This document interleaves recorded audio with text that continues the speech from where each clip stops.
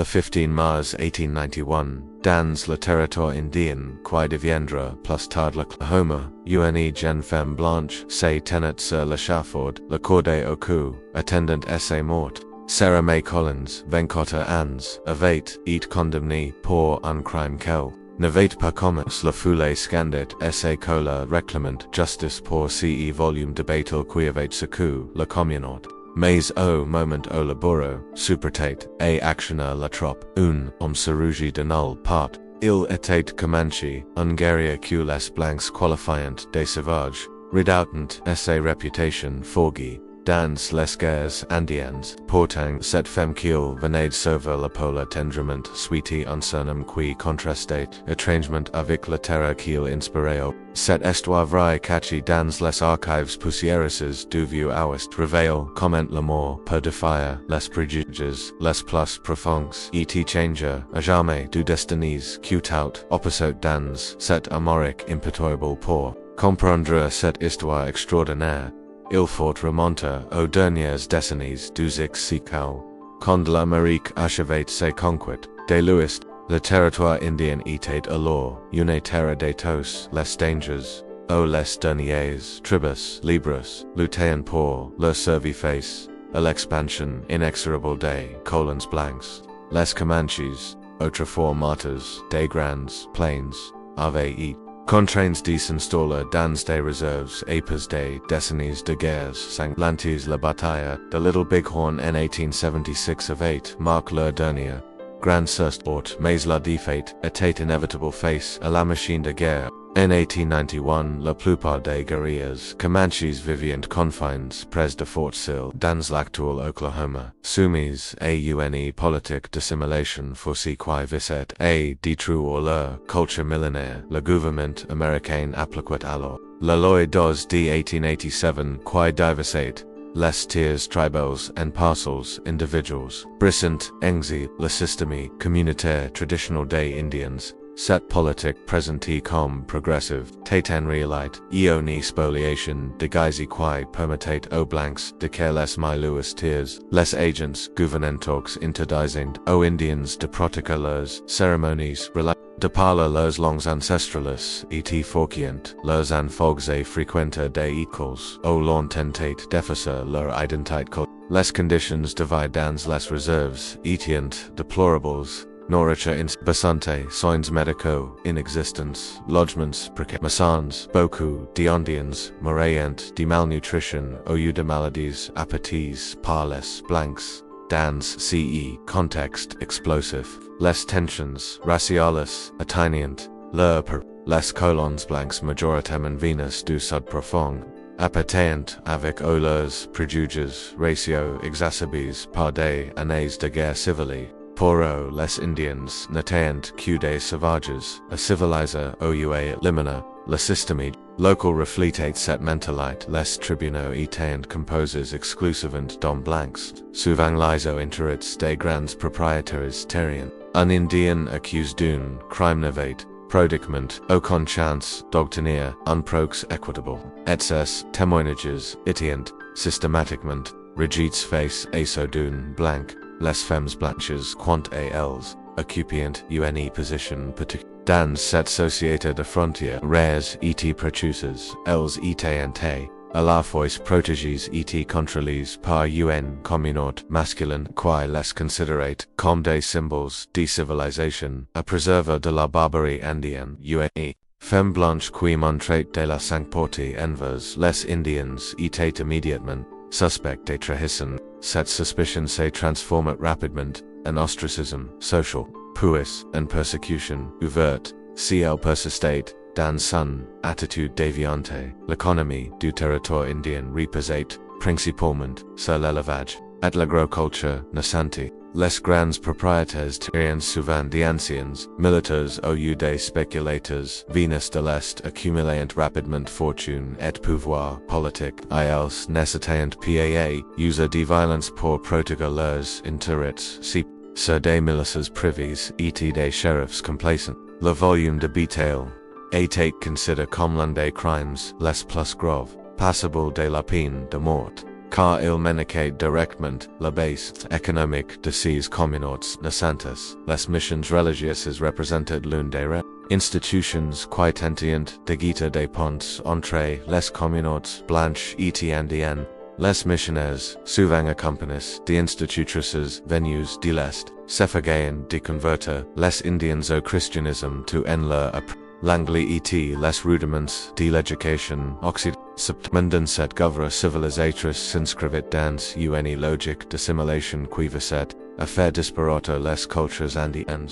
Les tensions étaient constantes entre les objectifs humanitaires officieux et la réalité brutale du colonialisme. C'est dans ce contexte explosif QV et notre l'histoire de Sarah May Collins et de Jeanne une histoire qui va bouleverser toutes les certitudes de cette société impitoyable, et révéler que l'amour peut parfois triompher des préjugés les plus profanes. Sarah May Collins naquit le 12 octobre 1867 à Louisville, dans le Kentucky, au sein d'une famille de classe moyenne éprouvée par la guerre de sécession. Son père Thomas Collins était un petit commerçant qui avait perdu sa boutique lors des troubles qui avaient secoué la région. Sa mère, Margaret, issue d'une famille de planteurs appauvris, s'efforçait de maintenir les difficultés financières croissantes. La petite Sarah grandit dans une atmosphère de nostalgie d'un monde révolu où les recettes de grandeur passées se mêlant à l'amertume de la défaite sudiste des son plus jeune Gage. Sarah se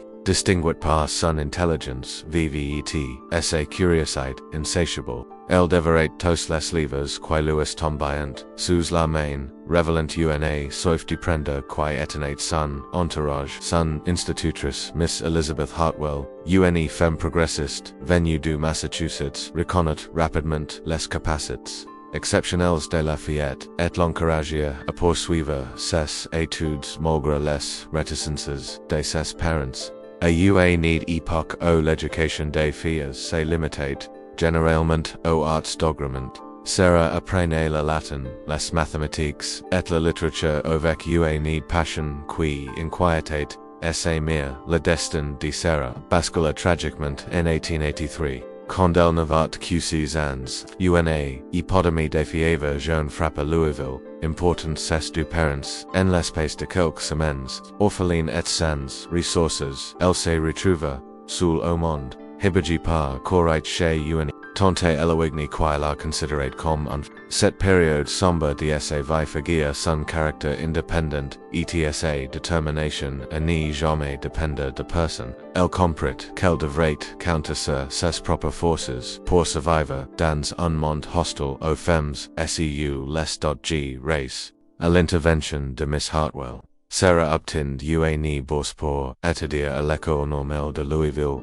où elle se forma au métier cette profession, l'une des rares accessibles aux femmes respectables, lui offrait la possibilité d'autonomie financière qu'elle recherchait. Désespérément, elle excellait dans ses études, particulièrement en littérature et en histoire, développant une vision humaniste qui contrastait avec les préjugés de son époque. Ses professeurs remarquant sa capacité à comprendre eta enseigner, mais aussi sa tendance à remettre en question les idées rex diplômée en 1889. Sarah enseigna d'abord dans une école de Louisville, mais son tempérament indépendant et ses idées progressistes l'amarant rapidement en conflit avec les parents d'Elevic.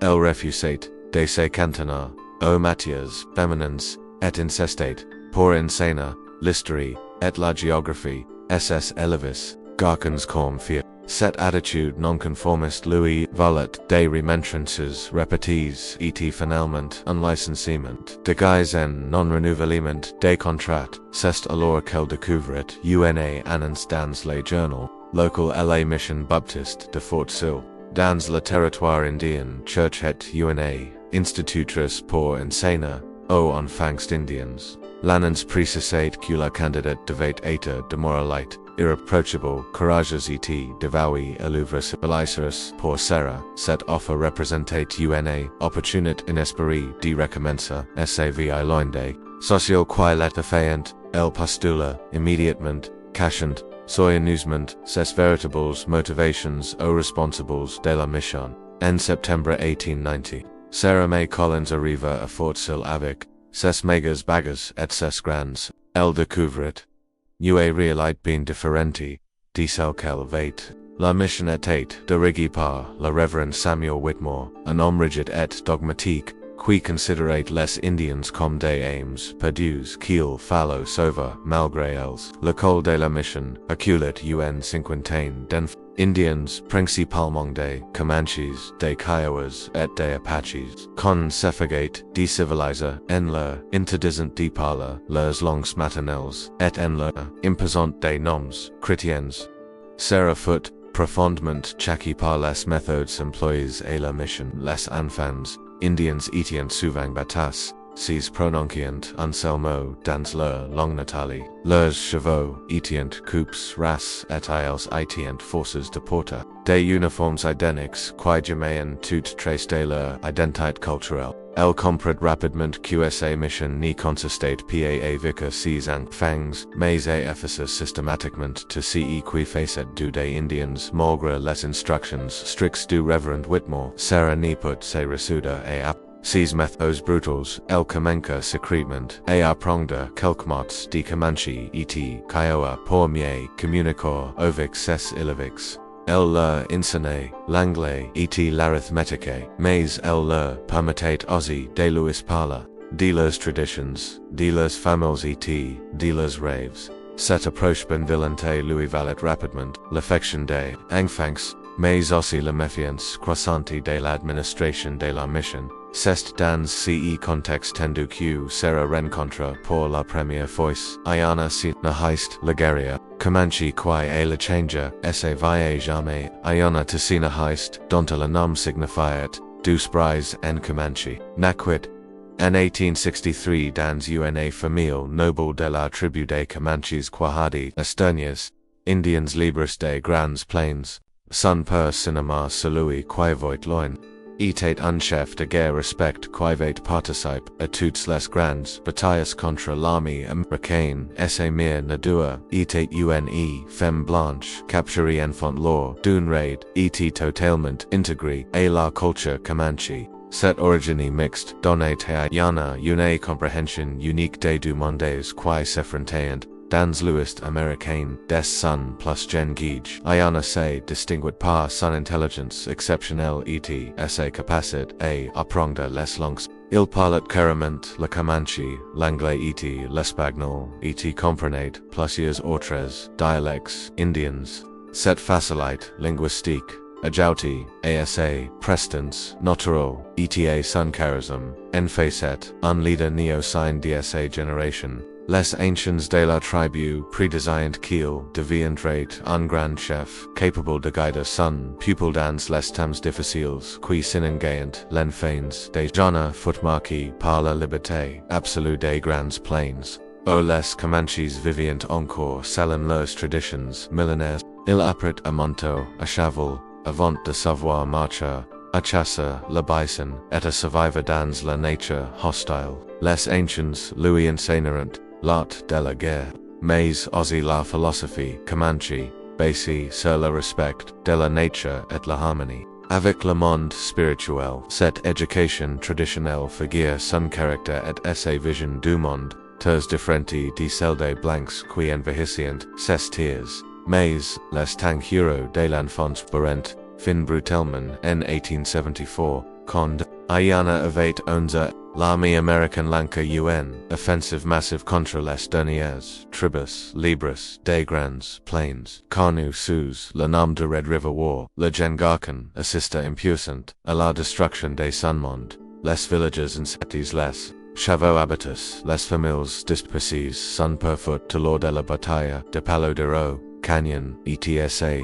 Murmurait des chagrins quelques mois plus tard. Orphelin à 12 ans, Ayana fut requali par un oncle maternel qui l'oleva dans la haine des blancs et le désir de vengeance. Les années qui suivirent furent celles de l'apprentissage de la résistance. Ayana participa à plusieurs raids contre les installations militaires et les convois des colons, se forgeant une réputation de guerrier redoutable malgré son gen guige, essai connaissance parfaite de l'anglais, en facet un espion précieux, capable de s'infiltrer dans les camps ennemi et des reporter des informations cruciales. Les soldats américains apparent bientôt et redouter ce gen Comanche qu'il s'ennemayent Ghostwind en raison de ses capacités, et frapper et disparaître sans laser des traces. En 1875, la reddition de Quanah Parker, le dernier grand chef Comanche marqua la fin définitive de la résistance and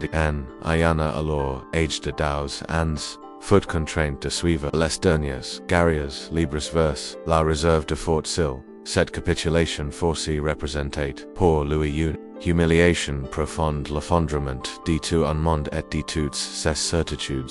Il se retrouva par dans une réserve surpeuplée dépendant de la correct du gouvernement américain pour ses services quotidiens. Les premières années à Fort Sill furent particulièrement difficiles pour un habitué à la libre absolue des grandes plaines. Il supportait mal la vie sédentaire et les contraintes de la réserve. Il refusait de courir ses chevaux, de porter des vêtements blancs et de renoncer à ses croyances traditionnelles. Cette résistance passive lui valut de nombreux châtiments de la part des agents gouvernementaux, mais aussi le respect de ses congénères qui voyaient en lui un gardien de leurs traditions. Cependant, ayant possédé une intelligence qui lui fit rapidement comprendre que la résistance frontale était devenue impossible. Pour survivre et protéger les signes, il fallait apprendre à naviguer dans le monde blanc tout en preservant lessons de la culture Comanche.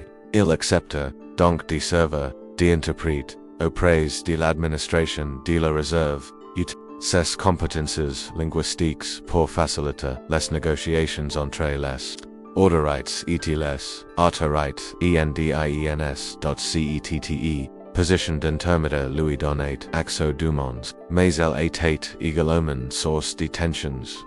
Les blancs le considérant comme un indien civilisé, mais ni lui faisant jamais totalement confiance, tandis que certains membres de sa tribu le soupçonnaient de collaboration avec l'ennemi. Ayana navigué avec habilité entre ses preservant ses dignités en protégeant sa communauté des excès de l'administration. Au fil des années, il développa une réputation paradoxale pour les blancs. Il était un sauvage potentiellement, d'endre qu'il fallait sauver, mais aussi un interlocuteur indispensable pour maintenir la paix dans la réserve. Pour les Indiens, il était devenu un sage conseil, un homme capable de comprendre les intentions des blancs et de les conseiller dans leurs rapports avec l'administration. Cette double identité faisait de lui un personnage respect mais solitaire, toujours en équilibre entre deux mondes qui refusent de se comprendre. C'est dans ce contexte complexe qu'Ayana rencontre Sarah Collins à l'automne 1890. Lors d'une de ses visites à la mission pour servir d'interprète, cette rencontre allait boliviser assez vite celle de la jeune institutrice de clenchant une chaîne d'événements qui conduirait à l'une des histoires d'amour les plus tragiques et les plus belles de l'Ouest Amérique en toute la conspiration qui, à l'écoute la vieille Sarah Collins commença par une dispute apparemment anodine sur l'attribution des tirs. Jeremiah Blackwood, un riche élève venu du Texas, convoitait depuis longtemps la parcelle des terrains sur lequel était construite l'école de la mission. Cette terre, fertile et bien irriguée, représentait un enjeu économique considérable. Dans une région où l'eau était très et précieuse, Blackwood avait désiré fait plusieurs offres d'achat au Reverend Whitmore, qui les avait toutes refusées, estimant que l'éducation des enfants indiens était plus importante que les profits. Frustré par ces refus repeats, Blackwood décida de recourir à des méthodes plus directs. Il commença par corrompre le sheriff local, Tom Brady, un homme cupide et sans scrupules qui fermet volontiers les user les exactions des riches propriétaires en échange de quelques dollars. Brady accepta de fabriquer une accusation contre la mission, espérant contraindre les responsables à vendre leur terrain pour éviter des poursuites judiciaires. L'occasion se présenta en 1891, Cond plusieurs tights de bataille the Blackwood Furent, effectivement volis, l'ordune raid nocturne, les véritables coupables étant ungrouped de cowboys, Ivers Venus, Dune Ranch Voisin, Maze Brady, Décideur d'orienter l'enquête vers la mission, il savait que accuser directement le révérend Whitmore serait difficile, car ce dernier jouissait d'une certaine protection grâce à ses relations dans l'église baptiste. En revanche, Sarah May Collins, une femme célibataire oids, progressiste constituait une cible idéal. Le cher Brady élabora soigneusement son plan. Il fit répandre des rumeurs selon lesquelles Sarah entretenait des relations suspects avec les Indiens de la réserve, alimentant les préjugés raciaux de la communauté blanche. Il insinua qu'elle transmettait des informations aux Indiens sur les mouvements des bateaux, facilitant ainsi les vols. Ces accusations, bien qu'infondies, trouveront rapidement un écho dans une population déçue méfiante envers cette femme qui ne se conformait pas aux normes sociales de l'époque pour donner plus de crédibilité à son accusation. Brady suborne plusieurs. Il promet de l'argent à des cowboys de sauvage pour qu'ils témoignent avoir vu Sarah près du ranch de Blackwood, le sawyer du volume. Il fit pression sur des commerçants locaux pour qu'ils déclarent avoir remarqué son comportement suspect. Enfin il falsifie plusieurs pieces à conviction, plantant des obéses personnels de Sarah près du lieu du crime. L'arrestation eut lieu le 5 mars 1891. Par une Freud matinée diver, Sarah inscenait ses élevés condé le cher Brady fit éruption dans la classe, accompagné de plusieurs adjoints, devant les enfants terrifiés, il passait les mains à l'institutrice en l'accusant publiquement de volume de bateau etc. complicite avec les Indiens.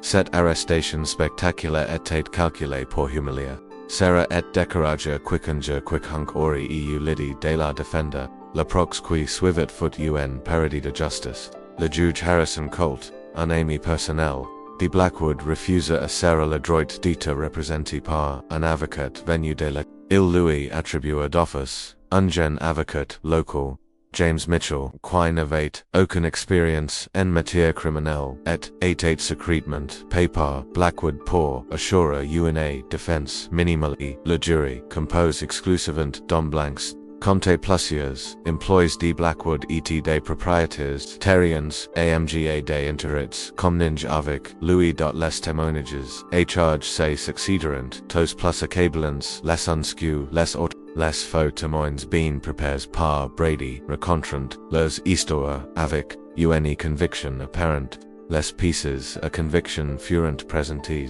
comme des preuves irréfutables de la culpabilité de Sarah. L'accusation dépeignait comme une traitrice à sa race, une femme dévouée qui avait trahi sa communauté par sympathie pour les sauvages. La défense de Sarah fut pathique. Son avocat, intimidé par les hostilités du tribunal et de la foule, n'osa pas remettre en question les témoignages manifestement fabriques. Il se contenta de plaider l'erreur judiciaire sans apporter la moindre preuve alternative. Les quelques témoins de moralité qu'il fit venir le révérend Whitmore et quelques collègues de la mission feront rapidement discrédits par l'accusation qui les présenta comme des naïfs monopes par une femme sans scrupules. Le moment le plus dramatique du procès se vint quand Sarah elle-même fut appelée et témoigna débat dans la boxe. Des accusés elle nia catégoriquement les charges qui pesaient contre elle. Elle expliqua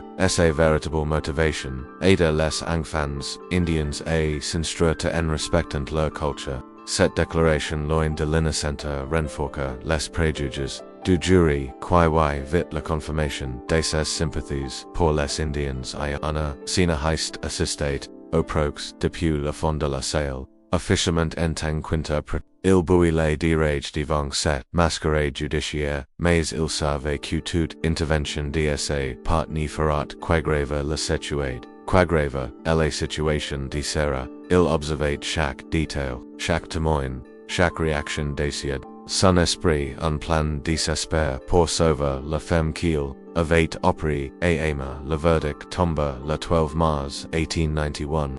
Après seulement dues de deliberation, coupable de volume de bataille, et complicit, avic, les Indians, Elle sentence for, prononce immediatement, mort par pendazon l'exécution et un fixé au 15 mars, cette rapidite exceptionnelle témoigne de la volonté organisateurs du complot de ni laser aucune chance, et d'eventuels recours aux interventions extérieures, sera, acculit, la sentence, avec uni, dignit qui impressiona, meme ses, ennemi. Elle ni pleura, pas, ni supplia, pas, mais, déclara, simplement, qu'elle m'aurait, innocente, et que, la vérité, finirat, pas, acclita. Ces paroles prophétiques, résonneront dans le tribunal, mais ni suffirent, pas, ébranler une justice corrompue par l'argent, et les préjudices, les toiges qui séparent les sentences de l'exécution feront, les plus longues de la vie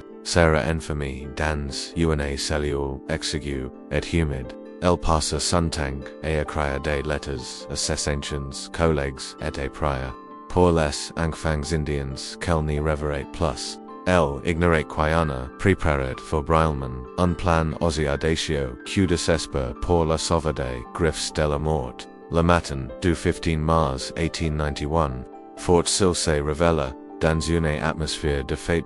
L'exécution d'une femme blanche était un événement rare qui attirait les foules des villages environnants, des centaines de personnes convergentes vers la place principale où avaient été dressés les afford marchands ambulants, curieux, et justiciers autoproclament se mêlant dans une cacophonie de voix excités et de commentaires, haineux l'échafaud avait et construit au centre de la place, face au bureau douche, la potence OAT de cotomites dominate la foule assemblée, une corde neuve pendait du gibet, se balançant légèrement dans le vent matinal to author, des gradins de fortune avaient été installés pour permettre aux spectateurs de mieux voir le spectacle. L'atmosphère était celle d'une fête populaire plutôt que d'une exécution judiciaire. Jeremiah Blackwood était présent, installé au premier rang avec les autres notables de la région.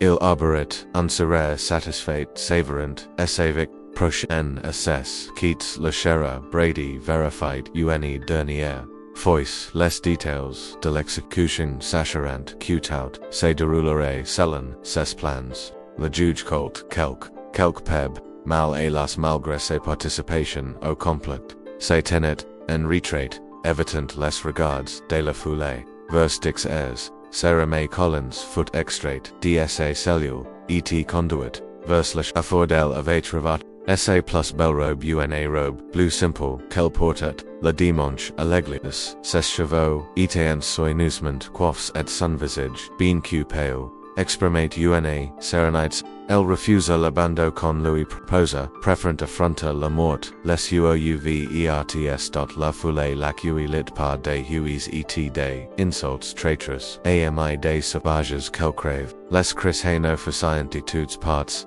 mais, Sarah avançait d'une part ferme le regard fixe droit devant elle. Elle monta les marches de l'échafaud avec une dignité qui forca le respect même de ses amis. Arrivée sur la plateforme, elle se tourna vers la foule et demanda à parler une dernière fois, Gemeurs innocente, du crime dont on m'accuse. Déclara-t-elle d'une voix claire qui porta jusqu'au fond de la place. Je conseille ma vie, à l'éducation des enfants, qu'ils soient blancs ou indiens. Si c'est un crime d'âme son prochain, alors je suis coupable. Mais je n'y regrette rien et je pardonne ce qui m'ont condamné injustement. Ces paroles provoqueront un silence momentané dans la foule. Quelques voix se lèveront même pour réclamer un sursis, mais elles furent rapidement, par les cris des partisans de l'exécution, le bureau un homme engagé spécialement pour l'occasion, passa la corde, author du coup de serre, et ajusta, la nude coulante, la her fatidique. C'est ace moment précis qu'ayana sinahiste mit son plan à exécution. Depuis plusieurs jours il avait discrètement ressemble une dizaine de yoins guerriers Comanches, tous prêts à risquer leur vie pour sauver l'institutrice qui avait montré temps de benevolence envers leurs enfants. I les sistient posts au cotta coins de la place, de guises en spectateurs, ordinaires, attendant le signe de leur chef. Au moment où le bureau supertate, et actionna la trop en cri de guerre Comanche, retentit soudain Odysseus, de la foulée, ayana monti, sur son cheval de guerre, sur chudi de derrière, les bâtiments, et funka vers l'échafaud. Aun. Vitus vertiginius, dans essai main droite, il tenat, un hoche de guerre, dans essai gauche, un carabine Winchester. Son visage était peint aux couleurs de la guerre et ses chevaux flottants, le briment, dans le vent, la foulée explosa en cris de terreur et de surprise. Certains spectateurs se jetèrent au sol, d'autres courant vers les bâtiments pour se mettre à l'abri. La chair Brady, prise de panique, tenta de dégainer son revolver mais fut aussitôt neutralisé par un des complices de Jean avait Sergei de la Foulée. En quelques secondes Iona atteignait l'échafaud d'un coup de hache précis. Il transia la corde qui entravait Sarah, puis la hissa sur son cheval, d'un mouvement fluide. La jeune femme, encore sous le choc, se grippa instinctivement à lui, tandis qu'il éperon essaie montour pour s'éloigner de la place en fut. Les autres guerriers Comanches emergerent alors de leurs cachettes, créant un chaos total qui permit à Iona de s'échapper à Elas, tyrant en l'air pour effrayer. Foulée renversant les gradins et semerant la panique générale. En moins de 5 minutes, les avitos disparus dans la nature, laissant derrière au uni foulée hagarde et des autorités complètement dépassées, la chevaux qui versent la liberté, commencent dans un nuage de poussière et de coups de feu. Iona connaissait chaque roche, chaque couloir d'eau, chaque sentier, secret des montagnes, Wichita. Il guida son cheval vers des territoires que seuls les Indiens savaient parcourir, mettant rapidement une distance considerable entre oet leurs poursuivants. Derrière, au fort s'ils s'organisaient pour la chasser à l'homme. La chère Brady, humilié par son échec, l'inquiétude ses forces disponibles à la poursuite d'Eve.